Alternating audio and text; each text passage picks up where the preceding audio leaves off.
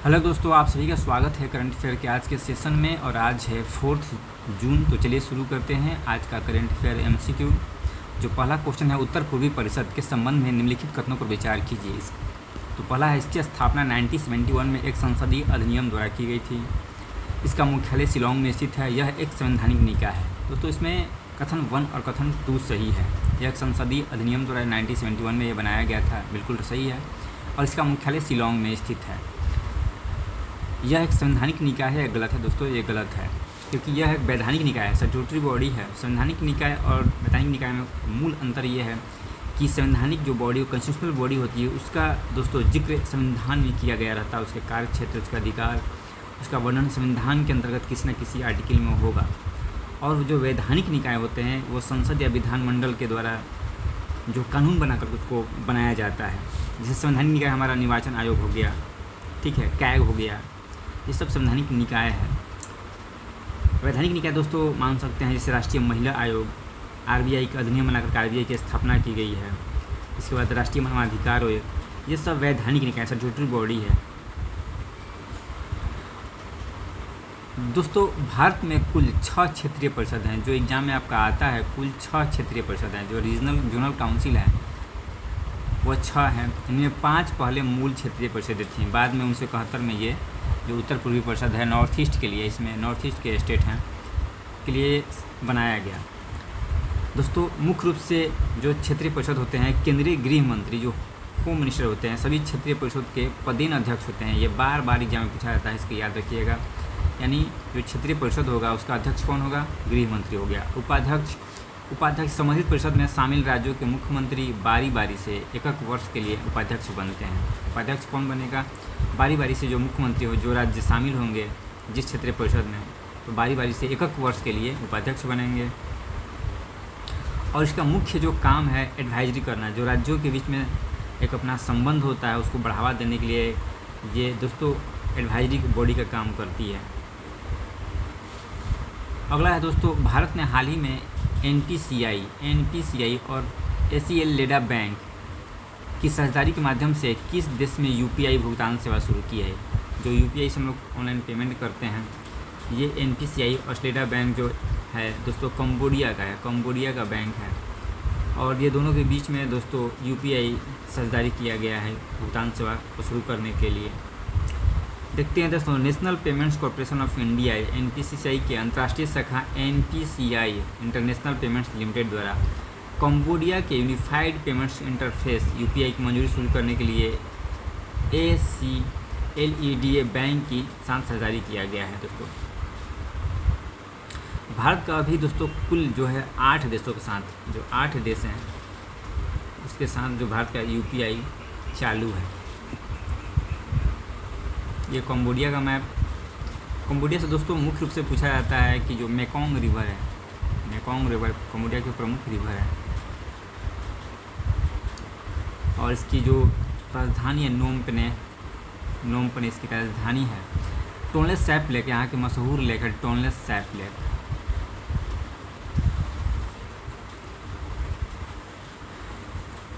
Mekong नदी यहाँ की जीवन रेखा है दोस्तों। मेकांग नदी, टोनले सैप, ये दक्षिण पूर्व एशिया की सबसे बड़ी मीठे पानी की झील है, फ्रेश वाटर लेक है। इसके बाद कंबोडिया में जो कल्चरल चीज़ हैं बहुत ज़्यादा हैं। अंकोर वाट मंदिर दुनिया का सबसे बड़ा धार्मिक रिलीजियस मोनूमेंट है। अंकोर वाट मंदिर दुनिया का सबसे बड़ा धार्मिक स्मारक है। इसका जो निर्माण 12वीं शताब्दी में खमेर राजा सूर्यवर्मन द्वितीय के द्वारा करवाया गया था। मुख्य रूप से दोस्तों यहाँ भगवान विष्णु का समर्पित हिंदू मंदिर था, बाद में इसे एक बौद्ध मंदिर के रूप में बदल दिया गया है। और ये वर्तमान में यूनेस्को के विश्व धरोहर स्थल में शामिल है। दूसरा मंदिर है दोस्तों ताप्रोहेम मंदिर, बहुत फेमस है, एग्जाम में पूछा जा चुका है। यह मंदिर अपनी विशाल वृक्षों की जड़ों के बीच घिरे होने के कारण प्रसिद्ध है। विशाल वृक्ष की जड़ें इसके चारों तरफ से घिरी हुई हैं। अगला क्वेश्चन दोस्तों, ऑपरेशन डेल्टा हंट किससे संबंधित है? ये है जो अवैध बांग्लादेशी नागरिक गुजरात में रह रहे हैं, उनके खिलाफ गुजरात सरकार के द्वारा ऑपरेशन डेल्टा हंट चलाया गया है। जो भी इलीगल प्रवासी बांग्लादेशी जो हैं, अवैध बांग्लादेशी नागरिक उनके खिलाफ उनको पकड़ा जा रहा है, उनकी गिरफ्तारी की जा रही है, उनको वापस भेजा जा रहा है। इसी के लिए चलाया गया ऑपरेशन डेल्टा हंट।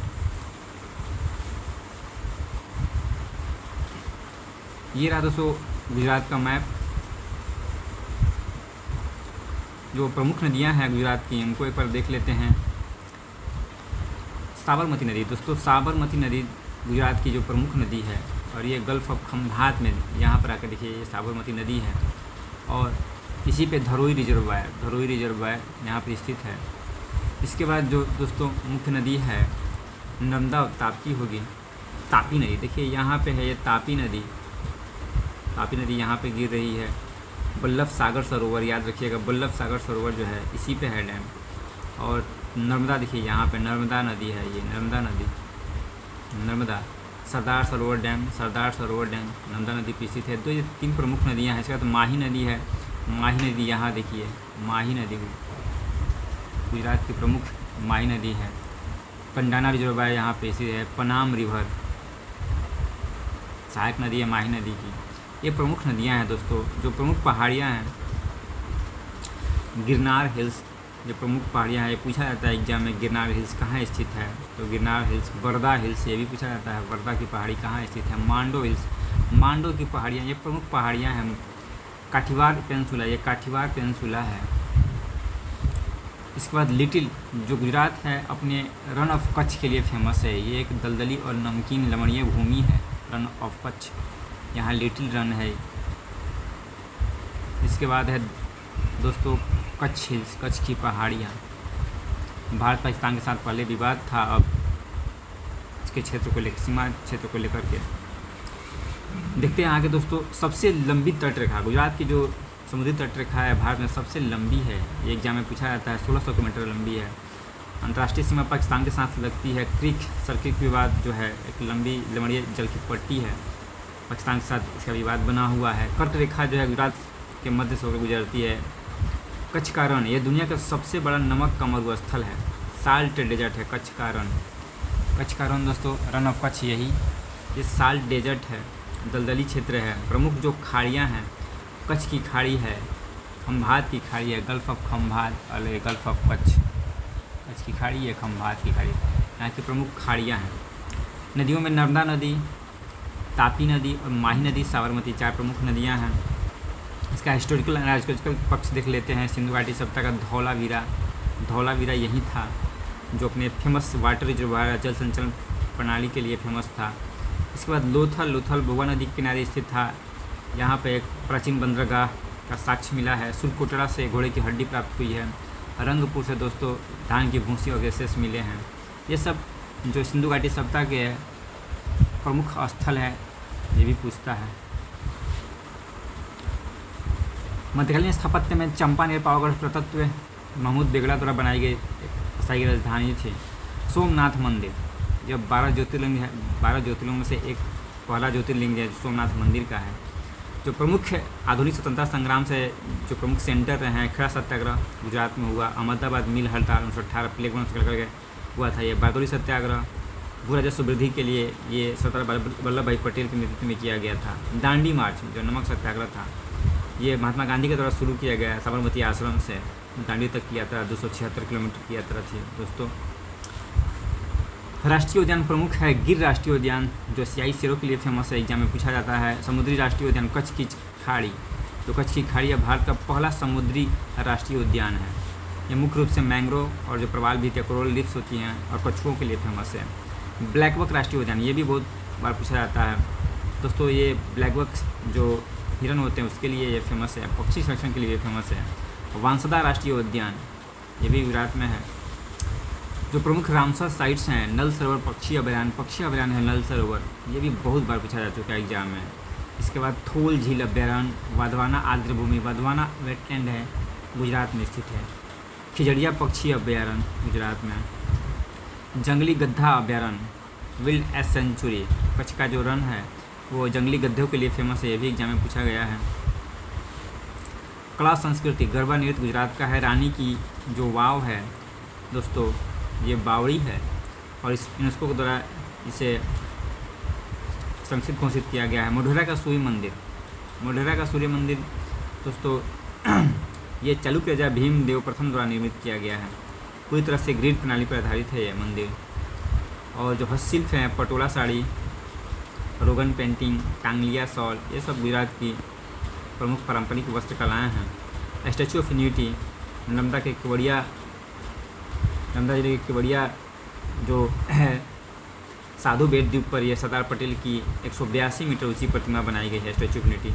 इससे सबसे बड़ी। इसके बाद इकोनॉमिक्स में देखते हैं दोस्तों, पेट्रोकेमिकल्स के लिए गुजरात फेमस है। जामनगर विश्व का सबसे बड़ा पेट्रो रिफाइनरी यहीं पर है। सूरत डायमंड कटिंग के लिए फेमस है। गिफ्ट सिटी गांधीनगर में स्थित है, गिफ्ट सिटी। और लास्ट में वाइट रेवोल्यूशन वर्गीज कुरियन के नेतृत्व में आनंद में जो श्वेत क्रांति गुजरात में हुई, अमूल को आगे बढ़ाया गया। अगला क्वेश्चन दोस्तों, भारत और दक्षिण अफ्रीका के बीच में हालिया वार्ता में निम्नलिखित में से किन क्षेत्रों को भविष्य के सहयोग की प्रथा बताया गया है। दोस्तों इसमें चारों जगह भारत और दक्षिण अफ्रीका के जो मंत्री आए हैं दौरे में, तो भारत और दक्षिण अफ्रीका के बीच में कृत्रिम बुद्धिमत्ता, डिजिटल अवसंरचना, उन्नत विनिर्माण, स्टार्टअप साझेदारी को लेकर के समझौता हुआ है। ये रहा अमेरिका का फिजिकल मैप, दक्षिण अफ्रीका का फिजिकल मैप।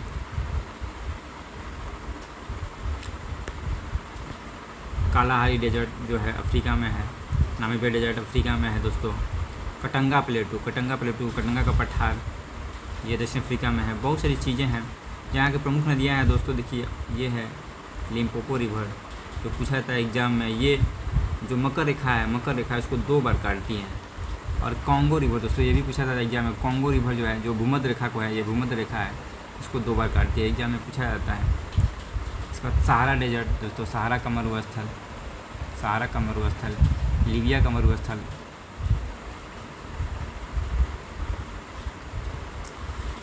नेक्स्ट दोस्तों, हाल ही में भारत किस देश को पीछे छोड़कर विश्व का दूसरा सबसे बड़ा सौर ऊर्जा बाजार बन गया है। विश्व का दूसरा सबसे बड़ा जो है सौर ऊर्जा बाजार भारत जो है किसको पीछे छोड़ के बना है, तो अमेरिका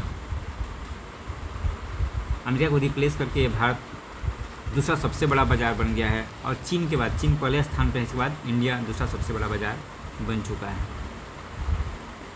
अगला दोस्तों, हाल ही में ब्रिटिश अभिनेता, संगीतकार, सामाजिक कार्यकर्ता इड्रिस एल्बा को किंग चार्ल्स III द्वारा विंडसर कैसल में यूनाइटेड किंगडम के किस सर्वोच्च सम्मान से सम्मानित किया गया, जिसके बाद उन्हें सर की आधिकारिक उपाधि प्राप्त हो गई। तो दोस्तों ये जो है नाइटहुड का जो है सम्मान दिया गया है इनको, और ये विंडसर कैसल में दिया गया है सर की, जिसके बाद इन्हें आप सर लगा सकते हैं ये नाइटहुड सम्मान के बाद। ये ब्रिटेन की जो यूके की सबसे मानद प्रणाली है, यानी सबसे ब्रिटिश ऑनर सिस्टम में सबसे प्रथम स्थान पर है नाइटहुड। और ये पुरस्कार कला, मनोरंजन, परोपकार, सामुदायिक विकास के क्षेत्र में योगदान के लिए दिया जाता है। इड्रिस अल्बा, यही है इड्रिस अल्बा, उनके अभिनय करियर के साथ साथ जन कल्याण, वंचित समुदाय को उत्थान के लिए उन्होंने काम किया है, इस कारण से ये दिया गया है उनको ये मानद उपाधि।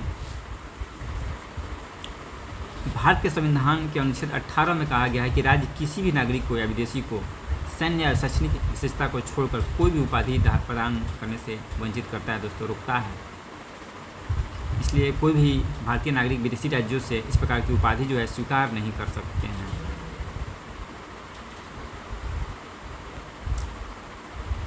यूनाइटेड किंगडम दोस्तों देख लेते हैं। यूनाइटेड किंगडम इंग्लैंड, स्कॉटलैंड, आज का वेल्स और उत्तरी आयरलैंड, ये चारों से मिलकर बनता है तो यूनाइटेड किंगडम कहलाता है। ग्रेट ब्रिटेन एक द्वीप है जिसमें इंग्लैंड, कभी पूछ लेता है एग्जाम में कि ग्रेट ब्रिटेन में कौन कौन शामिल है, तो इंग्लैंड, स्कॉटलैंड और वेल्स। इंग्लैंड, स्कॉटलैंड ऊपर का 3 शामिल है इंग्लैंड में, ग्रेट ब्रिटेन में, और ये चारों मिल जाता है तो बन जाता है यूनाइटेड किंगडम, यानी उत्तरी आयरलैंड शामिल हो जाता है तो यूनाइटेड किंगडम बन जाता है। इंग्लिश चैनल ये दक्षिणी इंग्लैंड को उत्तरी फ्रांस से, यानी इंग्लैंड को फ्रांस से अलग करती है और अटलांटिक महासागर को उत्तरी सागर से जोड़ती है। डोवर जलमर्ग, स्टेट ऑफ डोवर दोस्तों ये इंग्लिश चैनल का सबसे संकीर्ण हिस्सा है और ये नौवहन के लिए अत्यधिक व्यस्त जलमार्ग है दोस्तों। नेक्स्ट दोस्तों, हाल ही में जून 2026 में 5 दिवसीय भारत यात्रा पर आई डेल्सी रोड्रिगेज वर्तमान में किस दक्षिण अमेरिकी देश की कार्यवाहक राष्ट्रपति हैं, तो दोस्तों ये हैं वेनेजुएला की कार्यवाहक राष्ट्रपति हैं और ये 5 दिवसीय भारत यात्रा पे आई हैं 3 जून से 7 जून के बीच। डेल्सी रोड्रिगेज मुख्य रूप से दोस्तों वेनेजुएला एक एनर्जी रिच कंट्री है तो भारत और वेनेजुएला के बीच में ऊर्जा सुरक्षा को लेकर कुछ बातचीत हो सकती है, समझौता हो सकता है। इसके बाद फार्मास्यूटिकल और व्यापार और निवेश पे भी बातचीत होने की उम्मीद है। वेनेजुएला दोस्तों देख सकते हैं दक्षिण अमेरिका महाद्वीप का उत्तरी तट पर स्थित एक कंट्री है और इसके पूर्व में गुयाना, दक्षिण में ब्राज़ील और पश्चिम में कोलंबिया से इसकी सीमा लगती है। मैप में तो डाला नहीं। ओरिनोको नदी बेसिन दोस्तों, ये नदी जो बेसिन ओरिनोको रिवर है उसके आसपास के रीजन में ये सबसे कच्चे तेल का भारी भंडार यहाँ पाया जाता है। कच्चे तेल का भंडार के लिए ये ओरिनोको नदी बेसिन फेमस है। मराइकाइबो झील ये उत्तर पश्चिम वेनेजुएला में स्थित है और ये भी तेल खनन के लिए फेमस है। एंजल जलप्रपात दोस्तों, जो एंजल फॉल है ये वेनेजुएला में स्थित है और ये जलप्रपात दुनिया का सबसे ऊंचा अविच्छिन्न जलप्रपात है, 979 मीटर है। लेनोज अमेरिकी नदी बेसिन में पाए जाने उष्णकटिबंधीय घास के मैदानों को लेनोज कहा जाता है। जो उष्णकटिबंधीय घास के मैदान हैं उसको लेनोज कहा जाता है। अगला है दोस्तों, हाल ही में शिक्षा मंत्रालय के उच्च शिक्षा विभाग द्वारा शुरू की गई प्रधानमंत्री रिसर्च चेयर योजना PMRC योजना 2026 का प्राथमिक उद्देश्य क्या है? तो दोस्तों इसका प्राथमिक उद्देश्य वैश्विक संस्थानों से उत्कृष्ट भारतीय मूल के शोधकर्ताओं और वैज्ञानिकों को भारत के अनुसंधान परिस्थिति के तंत्र से जोड़ना। ये शुरू किया गया दोस्तों PMRC जो है प्रधानमंत्री रिसर्च चेयर योजना। उसका मुख्य यह है कि जो भी भारतीय हैं जो बाहर रह रहे हैं उनको दोस्तों किस तरह से इनोवेशन और भारत के इकोसिस्टम से जोड़ा जाए कि भारत का रिसर्च और डेवलपमेंट में काफ़ी गतिशीलता आए। इन सब चीज़ों को लेकर ये योजना शुरू की गई है। अगला है दोस्तों, हाल ही में केंद्र सरकार द्वारा पटना उच्च न्यायालय के नए मुख्य न्यायाधीश के रूप में किसे नियुक्त किया गया है? तो दोस्तों मीनाक्षी मदन राय जो सिक्किम की ये न्यायाधीश हैं उनको अब पटना उच्च न्यायालय में मुख्य न्यायाधीश बनाकर भेजा जा रहा है। मीनाक्षी मदन राय, याद रखिएगा, एग्जाम बहुत इंपॉर्टेंट हो गया बिहार के एग्जाम के लिए। संवैधानिक प्रावधान दोस्तों अनुच्छेद 217 में कहा गया है कि 217(1) में उच्च न्यायालय के मुख्य न्यायाधीशों की नियुक्ति राष्ट्रपति द्वारा की जाएगी और इसके लिए जो राष्ट्रपति है भारत के मुख्य न्यायाधीश और संबंधित राज्य के राज्यपाल से परामर्श करेगा। न्यायाधीशों की नियुक्ति के लिए दोस्तों कुछ कॉलेजियम प्रणाली है। शपथ अनुच्छेद 219 से उच्च न्यायालय के मुख्य न्यायाधीश को संबंधित राज्य के राज्यपाल द्वारा पद और गोपनीयता की शपथ दिलाई जाती है। यानी जो शपथ दिलाएगा वो राज्यपाल दिलवाएगा।